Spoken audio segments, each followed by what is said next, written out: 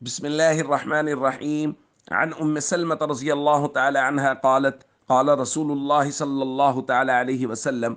لا يحب عليا منافق ولا يبغضه مؤمن. رواہ الترمذی۔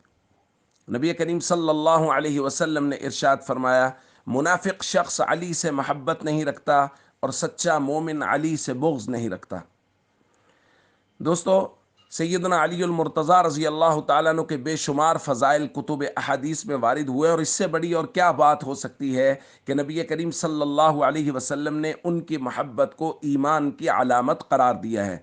اور ان کے ساتھ جو بھی بغض رکھے حضور نے اس کو نفاق کی علامت قرار دیا ہے کہ وہ شخص منافق ہے جو حضرت علی سے بغض رکھتا ہے۔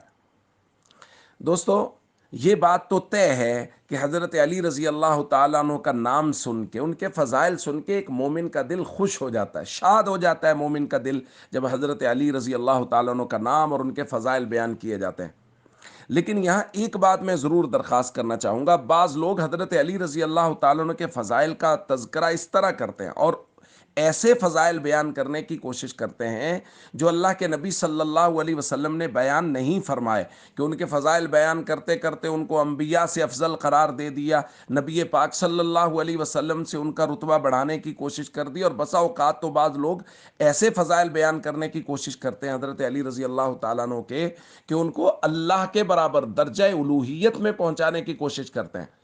تو دوستو، یہ بات درست نہیں ہے، یہ بات قطعاً درست نہیں ہے۔ شریعت اسلام میں درجہ بندی ہے اور ہم لوگ پابند ہیں اللہ کے نبی صلی اللہ علیہ وسلم کی مبارک تعلیمات کے، لہٰذا جو مراتب اللہ کے نبی صلی اللہ علیہ وسلم نے طے کیے ہیں انہی مراتب کے مطابق فضائل بیان کیے جائیں گے تو وہ قابل قبول ہوں گے، وگرنہ قابل قبول نہیں ہوں گے۔ لہٰذا یہ بات تو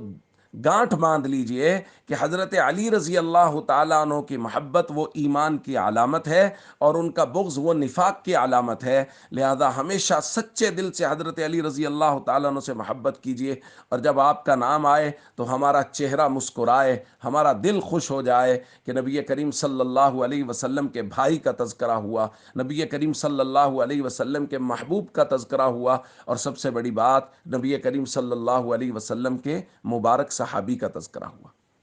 السلام علیکم ورحمۃ اللہ وبرکاتہ۔